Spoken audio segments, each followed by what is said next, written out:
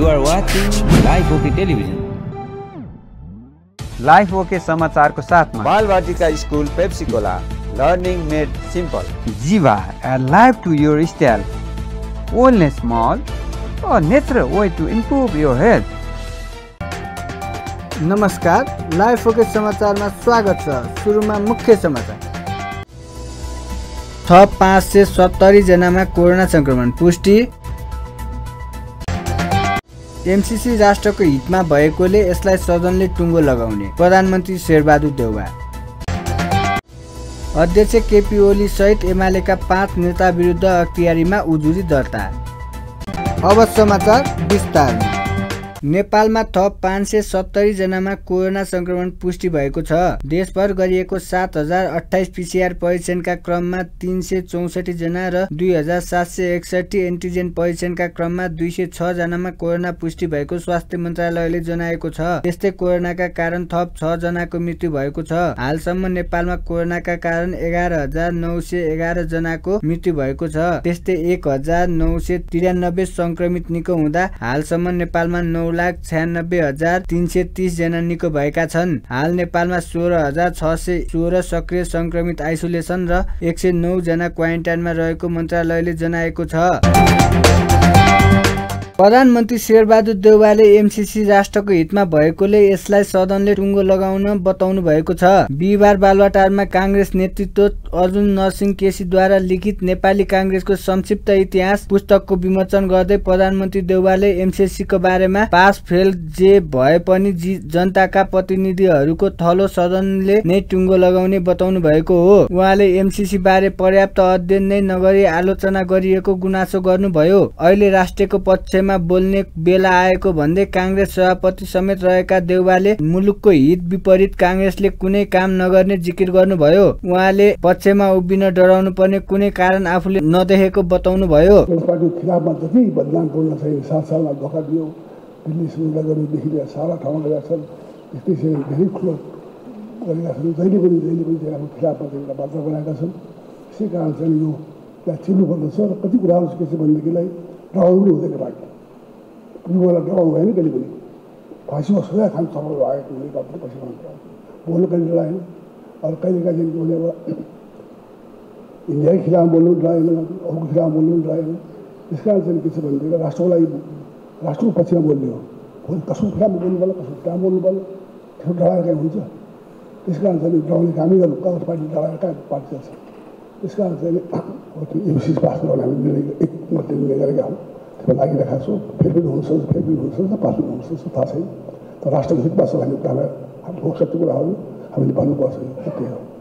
अब धेरै कुरा मलाई भन्नु छैन। यति भन्दै म बिदा हुन्छु। यो किताबको सफलता पनि हार्दिक कामना गर्छु। धन्यवाद। जय नेपाल। कार्यक्रममा काङ्ग्रेसका महामन्त्री गगन थापाले राष्ट्रको हितका विषयमा अरूको कुरा नसुनी सरकारले उचित कदम चाल्नुपर्ने बताउनुभयो। उहाँले बालुवाटारमा एउटा खुमलटारमा अर्को कुरा गर्न काङ्ग्रेसले नमिल्ने धारणा राख्नुभयो। आज अहिले नेपालको राजनीतिमा जे भइरहेको छ त्यसले आँट गरेर नेपाली काङ्ग्रेसको लिडरसिपलाई सम्माननीय प्रधानमन्त्रीलाई के भन्छ भने काङ्ग्रेसको नेतृत्वले खुट्टा कमाउनु हुँदैन। अहिले पार्टीको निर्वाचनको तत्क्षणको लाभ हानि यी कुराहरू सबै कुरालाई बिर्सेर भए पनि आजको दिनमा नेपाली काङ्ग्रेस पार्टीले आफ्नो परिचय कायम राख्नुपर्छ। नेपालको राष्ट्रहितको त्यसको रक्षाका निम्ति कसले के हुने भन्ने कुरासँग भयो। आफूलाई जे कुरामा विश्वास लागेको छ त्यो विश्वासका लागि आफूले नेपालको अन्तर्राष्ट्रिय विश्वसनीयताका निम्ति एउटा राजनीतिक दलले निर्वाह गर्नुपर्ने कर्तव्यका निम्ति यी सबै कुराहरूमा चाहिँ नेपाली काङ्ग्रेस पार्टी अरू जस्तो कतिपय विषयका सन्दर्भ अरू जस्तो हामी चाहिँ सरकारमा बस्दा एउटा, बाहिर बस्दा एउटा, बिहान एउटा, बेलुका एउटा, बालुवाटारमा एउटा, खुमलटारमा अर्को बोली फेरि राख्ने चाहिँ चरित्र नेपाली काङ्ग्रेस लिडरसिपले बोक्दैन भन्ने कुरा चाहिँ यस्तो पुस्तकहरू हामीले हेऱ्यौँ भने एउटा काङ्ग्रेसको कार्यकर्ताले त्यसलाई महसुस गर्न सक्छ। त्यस्तै पुस्तकका लेखक एवं काङ्ग्रेस नेता अर्जुन नरसिंह केसीले छिमेकी मुलुकसँगको सम्बन्ध सन्तुलन पार्ने क्षमता काङ्ग्रेससँग मात्र रहेको बताउनुभयो। युरोप र अमेरिकाले पनि नेपाली काङ्ग्रेसलाई विश्वास गर्ने प्रशस्त आधार छ, सन्तुलन गर्न सक्छ भने हामी दुईटै छिमेकीलाई पनि हामी सन्तुलन गर्न सक्छौँ। र त्यो सन्तुलन गर्न सक्ने क्षमता भने काङ्ग्रेसको मात्रै छ। नत्र भने अनेक किसिमका विग्रह, अनेक किसिमका जटिलता, अनेक किसिमका चुनौती लोकतन्त्र मात्र होइन, पार्टी मात्रै होइन, राष्ट्रियताकै सन्दर्भमा पनि चुनौतीहरू खडा हुन सक्छन्। त्यस्तो स्थितिमा हाम्रो पार्टी सभापति हाम्रो सबैको अहिलेको प्रवक्ता प्रतिनिधि र यो पार्टीको सम्मान र लोकतन्त्रलाई गति दिने जो जिम्मा लिनुभएको छ त्यसलाई चाहिँ नि एकातिर सबै पार्टीको बीचको सन्तुलन र अर्कोभित्र आफैभित्र पनि एउटा व्यापक सहमति साथ यो आउने चुनौतीलाई सामना गर्ने स्थिति सिर्जना गर्न कांग्रेस बलियो हुनुपर्छ। केसीद्वारा लिखित पुस्तकमा सिद्धान्त तथा नीतिको परिचय सहितको कांग्रेसको इतिहास बारेमा व्याख्या गरिएको छ। नेकपा एकीकृत समाजवादी निकट विद्यार्थी संगठन अनेरा सेब्युले एमाले अध्यक्ष केपी ओली सहित एमालेका 5 नेता विरुद्ध अख्तियारीमा उजुरी दर्ता गराएको छ। बिहिबार अनेरा सेब्युले झापा जिल्ला स्थित गिरीबन्धु टी स्टेटको नाममा बेतामोड र अर्जुन धारामा रहेको करिब 300 बिघा सट्टापट्टा गर्न पाउने गरी ऐन संशोधन गरेको भन्दै तत्कालीन प्रधानमन्त्री केपी ओली र तत्कालीन भूमि व्यवस्थापन मन्त्री पद्मा अर्याल विरुद्ध उजुरी दर्ता गरेको हो। त्यस्तै स्वास्थ्य सामग्री खरिद प्रक्रियामा अनियमितता भएको भन्दै सीसीएमसीका तत्कालीन संयोजक ईश्वर पोखरेल र स्वास्थ्य मन्त्री भानुभक्त ढकाल विरुद्ध पनि उजुरी दर्ता गरिएको अनेरा सेब्युका अध्यक्ष सुदेश पराजुलीले जानकारी दिनुभयो। त्यस्तै भिजिट नेपाल 2020 मा विदेशीहरूलाई व्यापक रूपमा भित्राउने उद्देश्यले प्रचार प्रसारका लागि राज्य कोषको करोडौंको रकम हिनामिना भएको भन्दै तत्कालीन पर्यटन मन्त्री योगेश भट्टराई विरुद्ध पनि उजुरी दर्ता गरिएको उहाँले बताउनुभयो। आज हामी हिजो केपी ओली सरकारको पालामा नेपालमा गिरीबन्धु टी स्टेटको जग्गाको जुन नीतिगत अनियमितता भएको थियो त्यसमा संलग्न के अरे चाहिँ केपी ओली र त्यो उहाँको चाहिँ मन्त्री मण्डलमा रहेकी पद्मा अर्यालले जुन भ्रष्टाचार गर्नुभयो त्यो चाहिँ अख्तियारले अहिले छानबिन गरोस् र केपी ओली र चाहिँ पद्मा अर्याललाई चाहिँ एउटा चाहिँ भ्रष्टाचार गरेको छ भने हामीले चाहिँ आशंका लागेको छ। नीतिगत भ्रष्टाचार भयो भनेर देश दुनियाँ बुद्धिजीवी एनालाइसिस गर्ने सबै मान्छेले भन्नुभएको छ त्यो भ्रष्टाचार छानबिन होस् भनेर आएका छौँ। अर्को चाहिँ भिजिट 2020 को नाममा जुन ढङ्गले के अरे करोडौँ रुपियाँ चाहिँ भ्रष्टाचार भयो तत्कालीन मन्त्री योगेश भट्टराईलाई पनि कारबाही हुनुपर्छ भनेर हामीले अनेरा सेब्युको तर्फबाट हामीले मुद्दा दायर गरेका छौँ। र अर्को चाहिँ नेपालमा जुन किसिमको कोरोनाको समस्या भइरहेको थियो त्यतिखेर जनता चाहिँ आहत चाहिँ समस्यामा चाहिँ एकदम समस्यामा रहिरहेका पीडित जनताहरूको चाहिँ लाई चाहिँ उपचार दिनुको साटो कथा हो कथा ओम्नीको नाममा करोडौँ रुपियाँ चाहिँ भ्रष्टाचार जुन गर्यो त्यो तत्कालीन केपी ओली लगायत ईश्वर पोखरेल चाहिँ योगेश भट्टराई र पद्मा अर्याललाई चाहिँ कानुनी रूपको चाहिँ भ्रष्टाचारको दायरामा ल्याएर छानबिन गरियोस् भन्ने उद्देश्यका साथ अनेरा सेब्युको तर्फबाट हामीले आज मुद्दा दायर गरेका छौँ। अनेरा सेब्युका तर्फबाट बागमती प्रदेश कमिटी संयोजक दीपक बुढाथोकीले उजुरी दर्ता गर्नुभएको हो। नेकपा माओवादी केन्द्रका अध्यक्ष पुष्पकमल दाहाल प्रचण्डले गठबन्धन कसरी बचाउने भनेर प्रयासरत रहेको बताउनु भएको छ। बिहिबार सिंहदरबार स्थित माओवादी संसदीय दलको कार्यालयमा नेकपा एकीकृत समाजवादीका अध्यक्ष माधव कुमार नेपालसँग भएको छलफलपछि प्रचण्डले सत्ता गठबन्धन बचाउने प्रयासका लागि छलफल भइरहेको जानकारी दिनुभयो। उहाँले एमसीसीलाई कसरी निकास दिने भन्नेमा नै आफूहरूको छलफल केन्द्रित रहेको उल्लेख गर्नुभयो। उहाँले गठबन्धनको छलफलबाट सबै विषयको निकास आउने दाबी गर्नुभयो। होइन, हामी त अब आज 5 बजे मिटिङ छ संयन्त्रको, त्यही बैठकको तयारीको बारेमा छलफल गरे। 3 दल चाहिँ एकमत भयो होइन, हामी 3 दललाई एकमत बनाउने भए त्यसरी लागेकै छैन।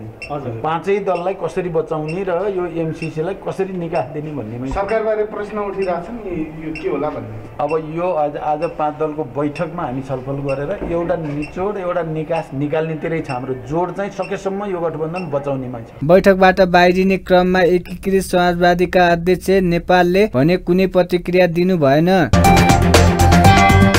पेट्रोलियम पदार्थमा भएको मूल्य वृद्धिको विरोध गर्दै नेकपा एमाले निकट राष्ट्रिय युवा सङ्घ नेपालले विरोध प्रदर्शन गरेको छ।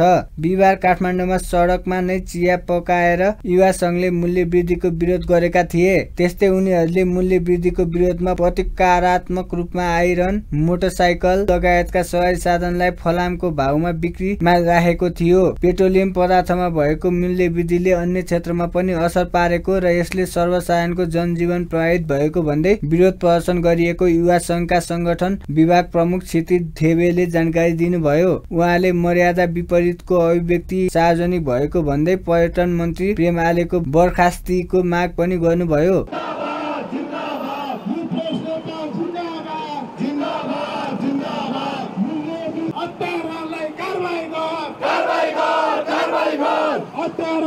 कारबाही गर कारबाही गर कारबाही गर हत्याराहरूलाई कारबाही गर कारबाही गर कारबाही गर फिर्ता गर फिर्ता गर मूल्य वृद्धि फिर्ता गर फिर्ता गर फिर्ता गर युथ नेता जिन्दाबाद जिन्दाबाद पानी हाल्दै गर पानी खाइ ल हाल्नु हाल्नु पानी हाल्नु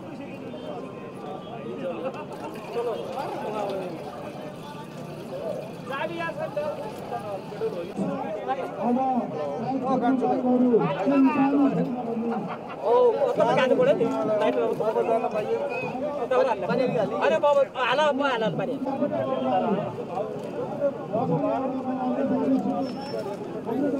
चिया खानु पर्यो चिया कसरी छ चिया 5 ल चिया खानु भन्दा त बाइक किन्नु सक्दो रहेछ ल बाइक किन्नु युवाहरू फ्रस्ट्रेसन भएर आफूले चढेको बाइक प्रति केजी भए पनि बेच्नुपर्छ भनेर फ्रस्ट्रेसन भएका युवाहरूले सडकमा आफ्नो बाइक बेच्ने मार्केटमा छौँ हामी यो सिम्बोलिक विरोध प्रदर्शन भनेको वर्तमान सरकारको यो नालायक जनतामा र मापसी सरकार प्रमादेश प्राप्त मापसी सरकारले देशको अर्थतन्त्र सिद्ध्याउने व्यक्तिको भ्रष्टाचार गरेर व्यक्ति मोटाउने काम मात्रै गरेको छ। यसको विरुद्ध हामीले मूल्य वृद्धिलाई तत्काल फिर्ता गर भनेर कम्तीमा पनि जनताले बाँच्न सक्ने अधिकार कायम गर भनेर हामीले आन्दोलनमा आज सरिक भएको छौँ।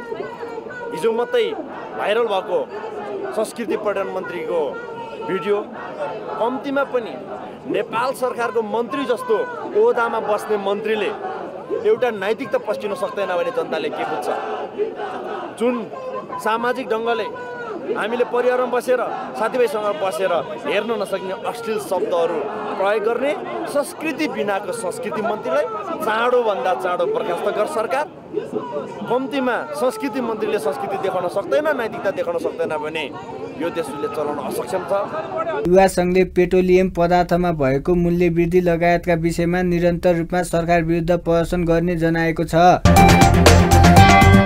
निर्वाचन आयोगले स्थानीय तह निर्वाचन आर्थिक कार्यविधि 2078 तयार गरी सहमतिका लागि अर्थ मन्त्रालयमा पठाइएको छ। बिहिबार काठमाडौँमा पत्रकार सम्मेलन गर्दै आयोगले स्थानीय तह निर्वाचनका लागि आर्थिक कार्यविधि सञ्चालन गर्न आर्थिक कार्यविधि अर्थ मन्त्रालयमा पठाइएको जनाएको हो। त्यस्तै आयोगले स्थानीय निर्वाचनका लागि जनता प्रगतिशील पार्टी, सामाजिक एकता पार्टी र नागरिक उन्मुख पार्टी गरी 3 वटा दल दर्ता गरिएको र हालसम्म दर्ता भएका राजनीतिक दलहरूको संख्या 106 पुगेको छ। निर्वाचनमा जनशक्ति परिचालनको कार्यलाई सरल र सहज बनाउनका लागि आयोगले जनशक्ति व्यवस्थापन निर्देशिकालाई स्वीकृत गरेको आयोगका प्रवक्ता शालिग्राम शर्मा पौडेलले जानकारी दिनुभयो। त्यस्तै मतपत्र छपाईका लागि आवश्यक पर्ने कागजातका लागत अनुमान स्वीकृत गरी ई बिडिङको माध्यमबाट खरिद प्रक्रिया अघि बढाइएको उहाँले बताउनुभयो। प्रवक्ता पौडेलले निर्वाचन प्रयोजनका लागि राजनीतिक दलहरूले आयोगमा दर्ता गर्नुपर्ने कानुनी व्यवस्था अनुसार फागुन 15 गते भित्र दर्ता गर्न सूचना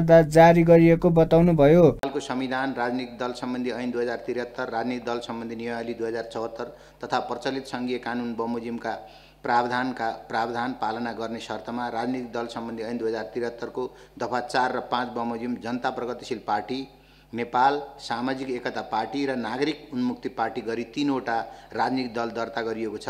यसपछि आयोगसम्म हालसम्म दर्ता हुने राजनीतिक दलको संख्या 106 पुगेको छ। 2. निर्वाचनमा जनशक्ति परिचालनको कार्यलाई सरल र सहज बनाउनका लागि आयोगले जनशक्ति व्यवस्थापन निर्देशिका 2078 स्वीकृत गरेको छ।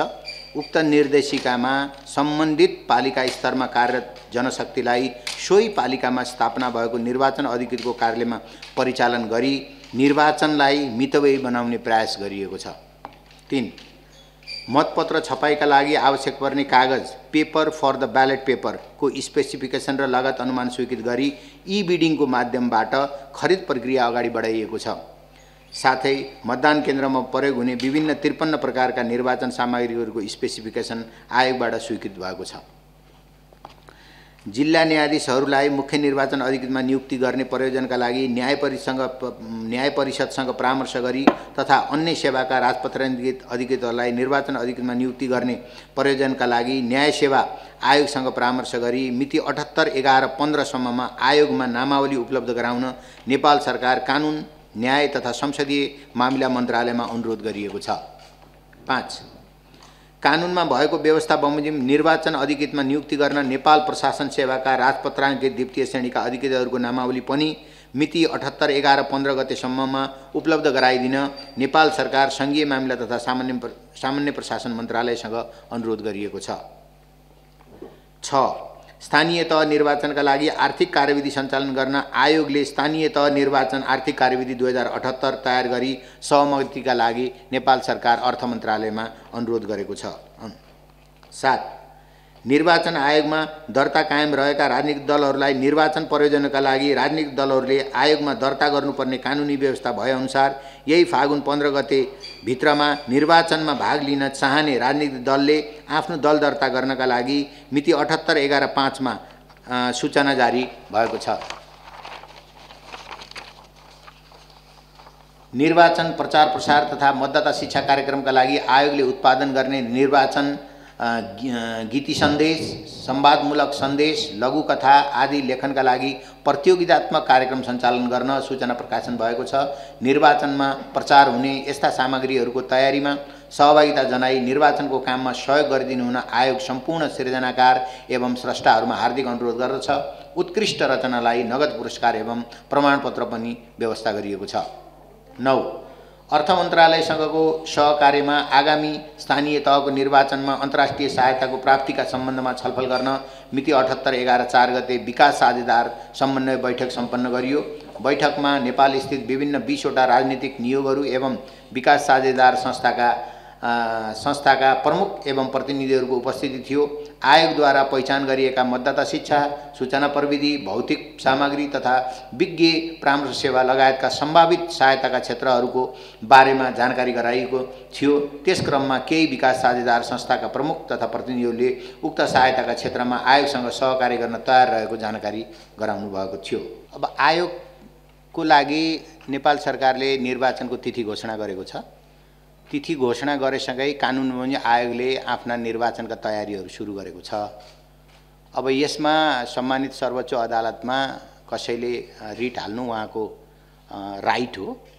अब आयोगबाट हामीलाई थप आदेश नआएसम्म हामीले आफ्ना निर्वाचनका तयारीहरू निरन्तर गरिरहन्छौँ। आयोगले आगामी स्थानीय तहको निर्वाचनमा अन्तर्राष्ट्रिय सहायताका लागि विकास साझेदार समन्वयन बैठक सम्पन्न भएको र बैठकमा केही विकास साझेदार संस्थाका प्रमुख तथा प्रतिनिधिहरूले आयोगसँग सहकार्य गर्न तयार रहेको जानकारी दिएको छ।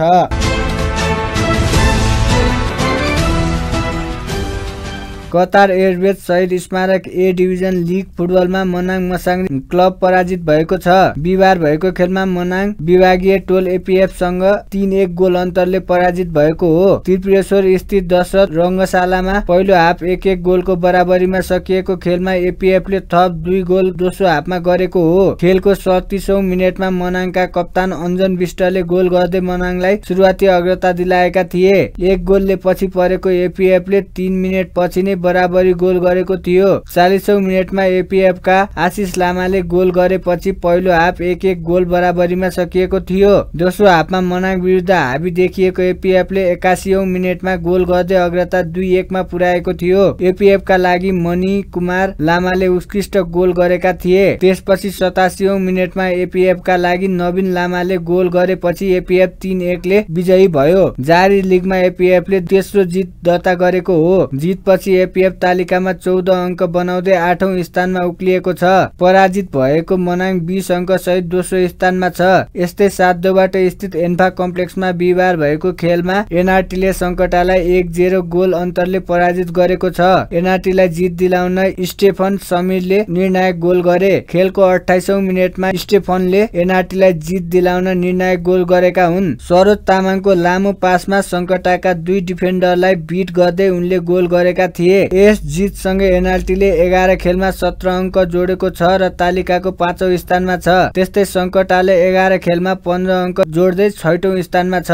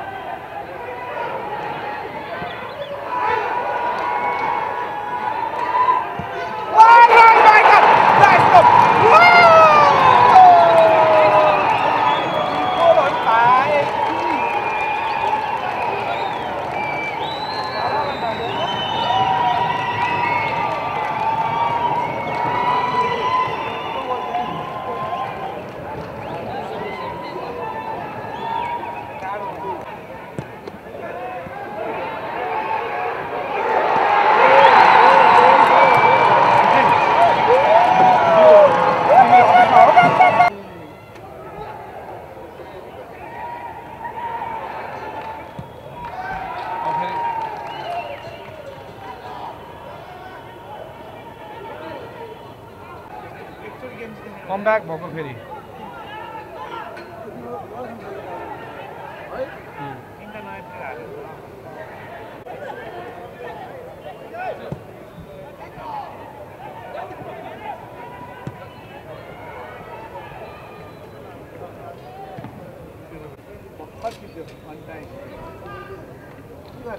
साथै कतार एयरवेज सैनिक स्मारक ए डिभिजन लीग फुटबल प्रतियोगिता 2078 अन्तर्गत प्रदेश सरकार खेलकुद परिषद बागमती प्रदेशद्वारा प्रायोजित सशस्त्र प्रहरी बलका डीआईजी श्री राजु आराजुलाई हार्दिक अनुरोध गर्दछु। सुन चाँदीको भाउ फेरि महँगिएको छ। सुन तोलामा 1000 रुपियाँले वृद्धि भएको छ। यस दिन छापावाला सुन प्रति तोला 96,100 रुपियाँमा छ।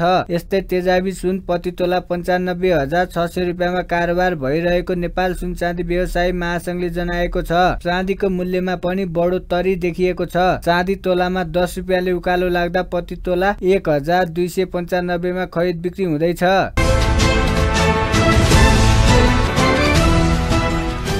साताको अन्तिम कारोबार दिन धितोपत्र बजारमा खरिदकर्ता र बिक्रीकर्ता बीच चर्को रस्साकस्सी देखिएको छ। नेप्से परिसूचक करिब 2 अङ्क घटेर बन्द भएको छ। यस दिन नेप्से 1.93 अङ्क घटेर 2732.52 बिन्दुमा झरेको छ। त्यसै गरी यस दिन सेन्सिटिभ इन्डेक्स 0.02 अङ्क घटेको छ भने फ्लोक्स इन्डेक्स 0.21 अङ्क र सेन्सिटिभ फ्लोक्स इन्डेक्स 0.19 अङ्क घटेको छ।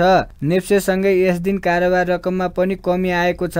यस दिन 227 कम्पनीको 34,346 पटकको कारोबारमा 2,27,81,73,000 रुपियाँ बराबरको 40,17,000 किता सेयर खरिद बिक्री भएको छ। अन्त्यमा मुख्य समाचार फेरि एकपटक। थप 570 जनामा कोरोना संक्रमण पुष्टि।